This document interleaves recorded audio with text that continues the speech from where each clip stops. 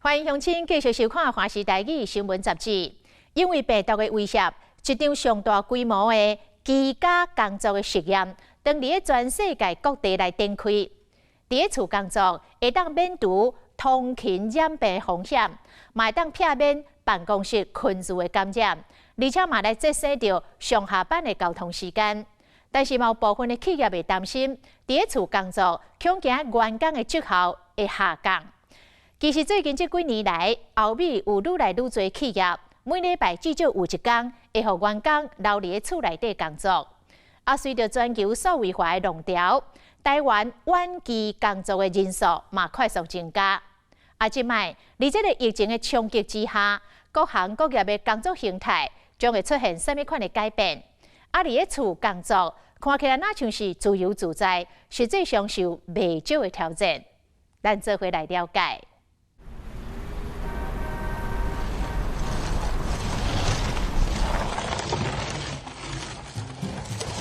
行李拖咧，行到倒位就工作到倒位，这是图里赛生活模式。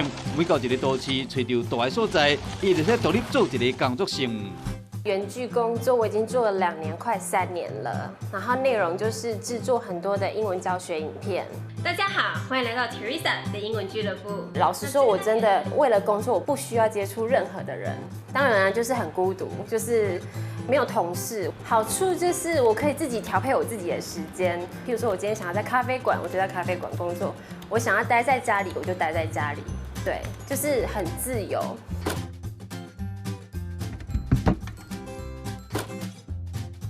在家工作有一个很大的缺点，就是很容易分心。那没有人管你，就可以想要做什么就做什么。所以今天如果我听一首歌，我觉得很感动，我就会开始听那首歌，然后可能1个小时就过了。我不需要工作就是工作，回家就是放松。其实我不需要，我还蛮享受我的工作的，我不介意我每天都工作。其实我也过着每天都工作的日子。早起9点上班，下晡5点下班，一礼拜休困2天，伫托里西生活中已经无分界，工作就是生活，无上下班，甚至拍办公室空间缩北。一台笔记型电脑行走天下2年外来，伊哪上班哪旅行，已经行遍几个国家。伊是所谓游牧民族，伫任何一个地点拢会使远距离工作。看在每一天赶入去办公室，转开上班族的眼内，敢会新鲜？觉得远距工作这件事情对我来说是某种程度上说我还蛮想要的。会羡慕，因为其实在家里的话，就是会有比较多时间可以去做其他的规划啦。对，然后另外一方面也可以比较可以陪家人。一个办公室范围内的人会去想到范围外的远距离工作自由自在。台中这间新创公司有2个员工是台北远距离的工作者，范围内甲范围外无同款的工作形态，敢会产生冲突？在前端工程的部分需要使用哪些技术，然后还有在这个画面上哪些地方可能是技术上会是主要的一个瓶颈。OK， 就目前来看的话，最上面那个帆布，就我目前看到的例子，它可能是需要一个类似一个slide的条件，跟面对面其实是没有什么差别的，唯一的差别就是我们可能看不到表情，有时候我们开会的时候，我们可能不会开摄影机。今天礼拜4，我都要到台中开会的。虽然远距离工作，每礼拜4，Cyrus 甲另外一个同事都爱透早7点为台北坐高铁到台中开会。早啊！早啊！透过这样的机会，也可以跟 member 有一些软性的沟通，甚至是一些鼓励啊，或者说需要注意的地方，我们会希望可以面对面的谈。因为如果说是类似这种的沟通，远距的话，通常效果其实是有限的。Cyrus 是工程师主管，一礼拜敢若甲团队见1摆面，平常时透过开会事前的软体 room 远距离指导，对着这款的管理方式，头家敢会放心？我们要管理的是团队的共同的目标，就是管理事情，但是不管理人。以往比较传统的工作方式，可能就是对公司来讲，我们要去知道每个人每天出缺勤的状况啊，然后他什么时候要请假啦，各种的。可是如果是以跟远距工作者合作的话，我们比较强调的会是，已经大家约定好的一个目标，是不是有办法完成？自己目前的。凯尔身为新创公司的头家，重视的是结果，敢有达成目标？有关工作过程的艰辛苦涩，伊上有法度体会，因为伊嘛是9年的远距离工作者。采访小组甲参详，凯尔才同意阮翕伊伫厝内工作的情形。还要工作咯，你在这边坐着哦。小孩有一些临时状况，然后如果就是我觉得在时间的调度上来讲，它的方便性会好非常多。说，我意思就是说，因为在家工作的话，比如说小孩他接送的时间，就可以负责去做接送。你会乐意当这样子的一个弹性人吗？其实严格讲起来，如果在很忙的时候，这是很容易工作需要被中断或者被打断。你去旁边玩玩好不好？旁边玩玩，去外面玩玩，好不好？旁边玩玩。那有时候他想要我理他的时候，他就会跑进房间啊，然后就是找我玩。可是这时候，如果我真的很专心在工作的时候，我会下意识我就直接跟他说不要吵我。可是他其实是很无法接受我这样跟他讲话。对，我也无法接受。如果真的要专注工作，可能会先讲这段时间，可能房间门会先关起来，然后耳机会戴上，就变成是一种默契。对，就是我打开门看到他是那个状态，我就自己默默的关起门来。对。伫厝较侪人吵，就会延长工作时间，甚至真事实的碰意，嘛会影响到工作心情。遇到瓶颈在家里，就会想要去放松，在这里就不会。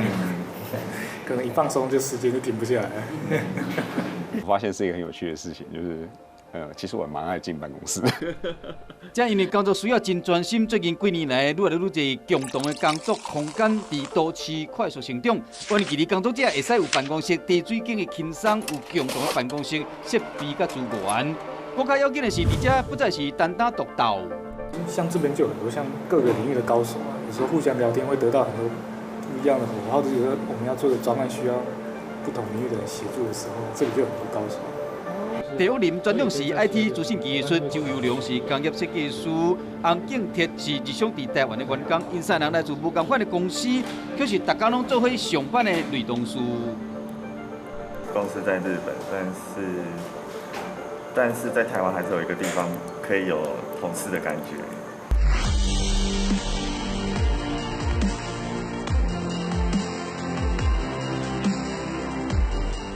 1年的时间就是成长1.4倍嘛，然后尤其是这几天这6个月，就是因为疫情的关系，所以几乎每天都是10个人以上，20人、30人甚至。远距离工作者人数快速成长，想要伫分段无阻碍顺利连接公司，也是客户，都要一直充电，还是属于专业的能力。比如讲，内部专案用是催路管理，讨论对话除了内以外，外商较爱 Slack， 也是微软推出的 Teams。拄到视讯会议连接软，甚至还有 VR Vive， 应该会使互你进入虚幻的立体办公室。嗨，我是在台中，请问你是在哪里？我人在新店办公室，初次见面，你好，你好。根据市调机构 Global Workplace Analytics 和求职网站 Fresh Jobs 的研究分析发现，2005年到2017年，美国远距工作成长比例高达了159%，现在因为疫情的关系，更是倍数成长当中。如果疫情结束之后，部分的远距工作仍会持续进行，成为常态的原因，主要有3大关键。第一个，气候变迁，远距工作将成为企业掌控风险的需求。关键2，全球数位化的工作增加，年轻世代会更爱自由多元的工作形态。关键3，减少经营成本。